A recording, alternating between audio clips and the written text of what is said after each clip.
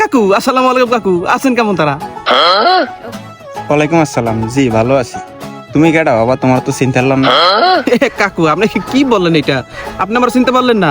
আমি আপনার বন্ধুর পোলা, আপনার ছোটকালের বন্ধু আছে না জসিম, ফকির বাড়ির জসিমের পোলা আমি। ও আচ্ছা আচ্ছা, ভালো আছো তুমি বাসা?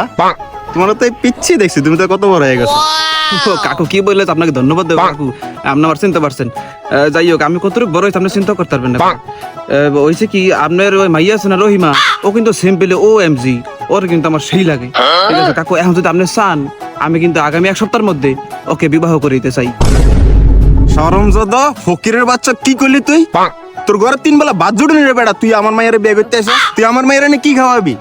আমার মায়ের প্রতি মাসের পকেট খরচ বেটা 30,000 টাকা। তুই কয় টাকা মাস রে বেটা? হ্যাঁ, তোরা যদি নেক্সট টাইম আমার সামনে দেখছিস তাহলে তো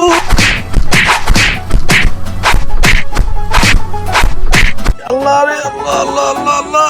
কাকু আপনি আমার বাপের ভাই হইয়া, কাকু বাপের বন্ধু হইয়া আপনি যে কাজটা করছেন কাকু, এই আমি মই জীবনে ভুলতে পারব না। আল্লাহ আল্লাহ গো, আল্লাহ গো, মুই চিন্তা করছিলাম কি মুই গ্রামে কোনে যাইয়া, গ্রামে কোনে যাই একটা গরিব দরি মাইয়া দেখে বিয়া করবো। আল্লাহ আল্লাহ গো আল্লাহ আল্লাহ। কাকু আমি কি করি আপনি জানেন?